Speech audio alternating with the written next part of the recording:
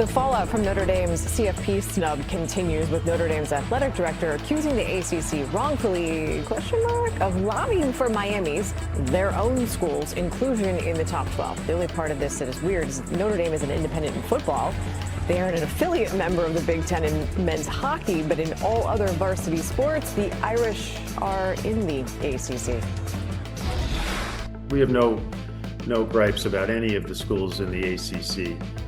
But we were mystified by the actions of the conference to attack, their biggest really business partner in football and a member of their conference in 24 of our other sports. I wouldn't be honest with you if I didn't say that they have certainly done permanent damage to the relationship between the conference and Notre Dame. It raised a lot of eyebrows here that the conference was taking shots at us, and that's just not something we chose to do. We wouldn't choose to do that in the future, and people might disagree with us, but that's just not something that we'd be comfortable with. The ACC's response to that from their commissioner reads as such: at no time was it suggested by the ACC that Notre Dame was not a worthy candidate for inclusion in the field. We are thrilled for the University of Miami, while also understanding and appreciating the significant disappointment of the Notre Dame players, coaches, and... Tell me that those 12 teams in this college football playoff this year, that Notre Dame isn't in that category, in that equation. That's something that I don't agree with. But again, I'm not the one that makes the decisions. And if I was the one to make the decision, the Fighting Irish would be in there. Well, let me push back on you a little bit with what you're saying. Number one, first of all, I do believe Notre Dame's one of the top 12 teams in the nation. But you and I both know highway robbery is synonymous with college football. We all know this. Let's not act like that's new to any of us, okay? Right. Every single year. Last year, Alabama was complaining about how it was left out. Miami was complaining about how it was left out. This year, here's the deal. Your Notre Dame, you had 2 losses. One of them was head-to-head against Miami, albeit August 31st. It was still a head-to-head matchup that you lost to the Miami Hurricanes. Don't you think that needs to play a role in the selection committee's decision? For sure. And I don't think that for Notre Dame Fighting Irish fans, it's Miami that people are too worried about. It's the Alabama thing that people are worried about.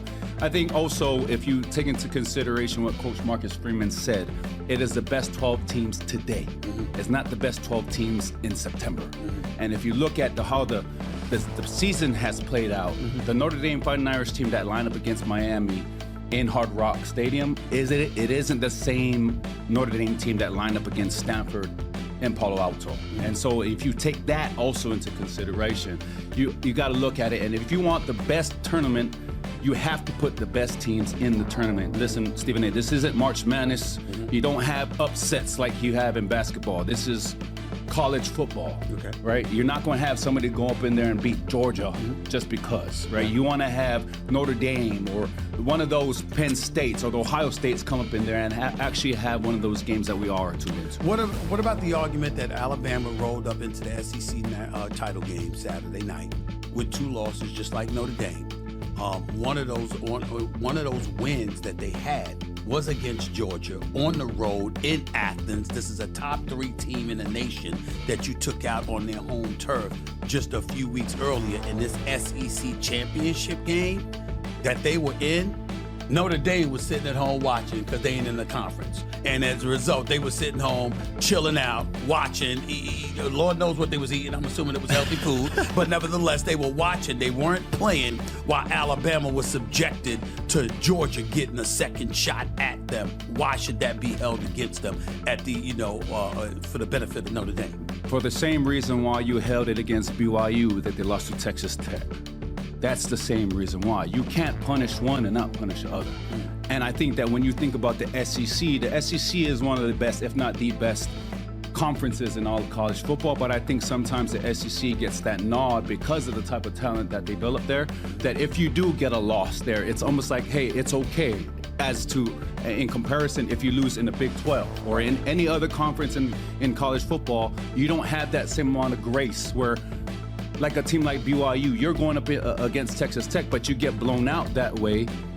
They get penalized, but a team like Alabama doesn't. I think that's where people see a little bit of controversy. So basically, you're saying there's some favoritism on the part of the SEC? I mean, come on, Stephen A. I'm just asking. But no, I'm going someplace. If that's how you feel, why the hell hasn't Notre Dame joined the SEC? I'm quite sure they take everybody else. Well, damn. I mean, look at the teams that got added to the SEC. How come Notre Dame just didn't join to the elite conference? Why do they have to stand on the sidelines being an independent? Maybe if they joined a conference. Oh, by the way, they're in a conference, the ACC, in every other sport other than football.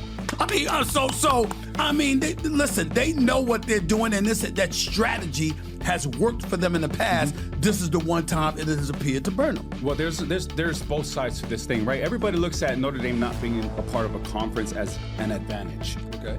It is also a disadvantage because we don't have that automatic conference playoff berth. We don't have that. So it's not about just who you beat, but it's how you beat them. Right. And that's what weighs heavily when you consider somebody like Notre Dame. Now, that is above my pay grade. Yeah, you can't, if you're a Notre Dame and you don't have a conference championship game, they also look at your body of work and not just who you beat, but how you beat them. But you're sounding like that's a reason to celebrate them. I'm telling you, that's a reason to malign them. Because when you look at Notre Dame right now compared to Alabama, Alabama was ranked 11th in strength of schedule this year.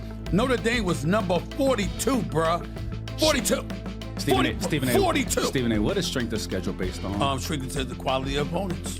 Based on what year? What do you mean based on what year? The previous year. Previous year. Yes, sir. Yeah, 2022. This is 2025. That's right. Right. So that's the fault with strength of schedule. Is we're going off of what happened last year. We're talking about an Alabama team that is playing teams that did well last year. If we went off of last year, Notre Dame played a national championship last year. So that, again, strength of schedule. I always look at that term with some caution. Right, it's when we went to the national championship my senior year. Right. We had, according to strength of schedule, the toughest schedule in college football. But then all of those teams that we played, Oklahoma, Miami, USC, they started to lose throughout that 2012 season. And then all of a sudden, because we beat them and they didn't have a good season, people say, "Oh, Notre Dame had a soft schedule." That wasn't the case back in August. Here's the disadvantage that we're here in front of a little studio audience here in LA. It's a nice setup here at Sirius XM. Really appreciate them bringing us together. I got the one and only man Tateo sitting right next to me, right here on the Stephen A. Smith Show, Sirius XM, Mad Dog Sports Radio. And you're talking, and you're forgetting that I watch you, and that I know you know your football. So here's my thing to you. While you were talking, I took the liberty of looking up that schedule that you just alluded to. Okay. And you said that it was based on last year, and that's why they should be penalized, stuff like that. Okay, so you got Miami, and you got Texas A&M, who you lost to 41-40. Highly competitive game, very entertaining. I watched that from start to finish. Let me throw out some of these other schools, these last 10 weeks that you won by an average of 29.7 points. Let me throw that out there, okay? Purdue. Arkansas. Wait, what conference is Arkansas? Is SEC. You beat them 56-13, by the way, so you really annihilated them. Boise State. You know, with the blue field. This is the only blue football field in America. Ashton Jenkins was going crazy on that field a year ago. Well, he ain't doing it now, so let's bring him up. My condolences to him and what's happening to him in Las Vegas. What goes on in Vegas needs to stay the hell in Vegas, as they say, especially what's going on with the Raiders right now. North Carolina State. USC. All right. We ain't heard from Lincoln Riley in 2 years. I mean, damn. They're a good team, but ranked 20th. We expected more from Lincoln Riley. Okay. Boston College. We always play them. Navy. Always play them. Navy. We appreciate their service to our country. Okay. Let's say that. Okay. All right. But we ain't talking football though. All right. Pittsburgh. College football game day showed up. Everybody showed up in the house. Reese Davis, Pat McAfee, Coach Saban, Kirk Herbstreit, my man Desmond Howard, and it was supposed to be a big deal, and Notre Dame romped them, okay? They were ranked 23 at the time.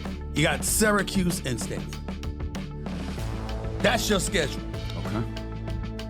You Notre Dame. We line you're independent.